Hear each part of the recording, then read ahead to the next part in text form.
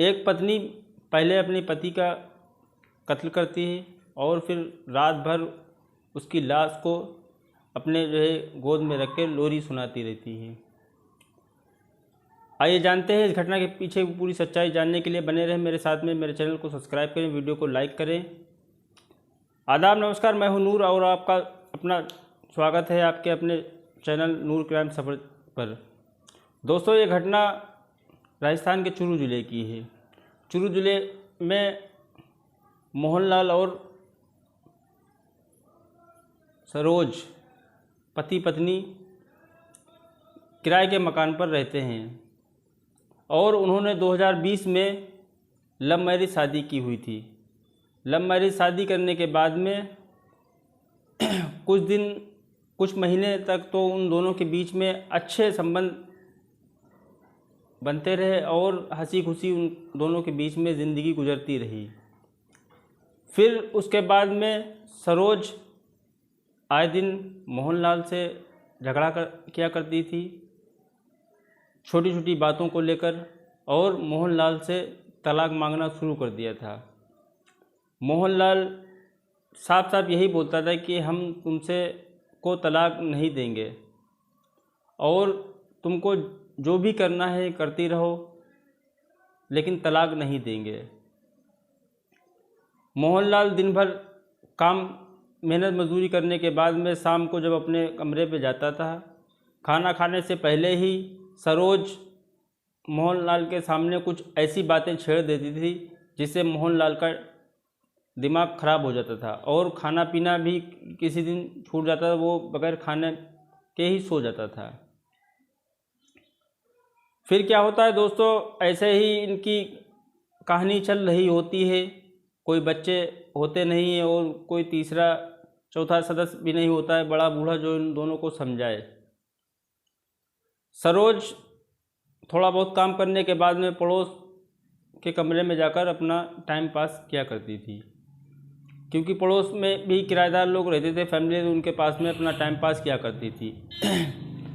मोहनलाल सुबह जाता था, शाम को ही आता था, काम के सिलसिले में निकल जाता था और शाम को ही आता था। वो ये चाहता था कि पति पत्नी में झगड़ा हो रहा है, फिर हंसी खुशी ज़िंदगी कट जाएगी, लेकिन सरोज के दिमाग में पता नहीं कौन सा कीड़ा रेंगता था। वो आए दिन ही झगड़ा करने की कोशिश किया करती थी मोहनलाल से। मोहनलाल उसको समझाता है, लेकिन सरोज के समझ में नहीं आता है। एक दिन जैसे ही मोहनलाल शाम को आता है और हाथ मुंह धुलने के बाद में खाने के लिए बोलता है, तो सरोज उसके ऊपर भड़क जाती है। तो मोहनलाल उसको बोलता है कि कभी कभी तो सुकून से रहने दिया करो, खाना पीना खाने दिया करो, और उन दोनों के बीच में तू मैं ज़्यादा बढ़ जाती है। तो सरोज उसको यही बोलती है कि एक दिन हम तुमसे छुटकारा ही पा लेंगे और तुमको किनारे कर देंगे। तो मोहनलाल ये सब सुनने के बाद में खाना पीना खाने के बाद में सो जाता है। वो यही बोलता है कि तुमको जो बोलना है तुम बोलती रहो और हम अपना काम कर रहे हैं। तो खाना पीना खाने के बाद में सो जाता है। दूसरे तीसरे दिन ये ऐसे चलता रहता है मामला इन दोनों के बीच में, और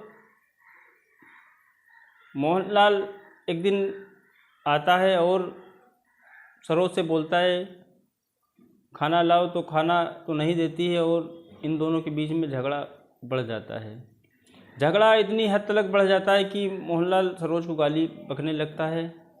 इतनी गालियां बकता है और मारने के लिए दौड़ता है। तो सरोज उठती है और पड़ोस के रूम में जाके बैठ जाती है। मोहनलाल खाना भी नहीं खाता है और चुपचाप अपनी खाट पे सो जाता है। घंटे 2 घंटे बाद में सरोज वहाँ से आई और आने के बाद में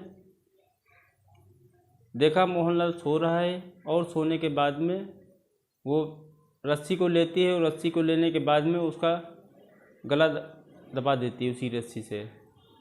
जब वो मोहनलाल की दम निकल जाती है तो पुलिस को फ़ोन करती है।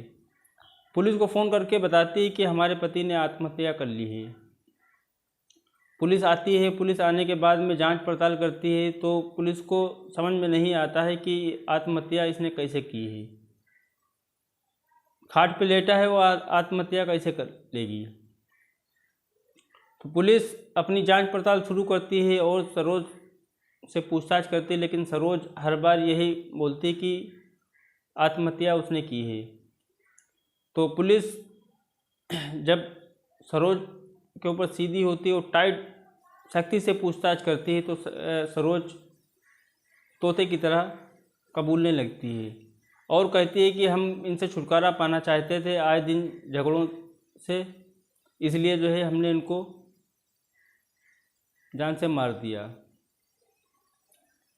तो पुलिस सरोज के खिलाफ विभिन्न धाराओं में मुकदमा पंजीकृत करती है और उसको जेल भेज देती है।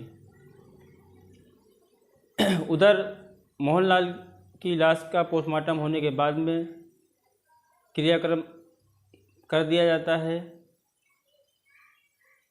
सरोज को जेल भेज दिया जाता है।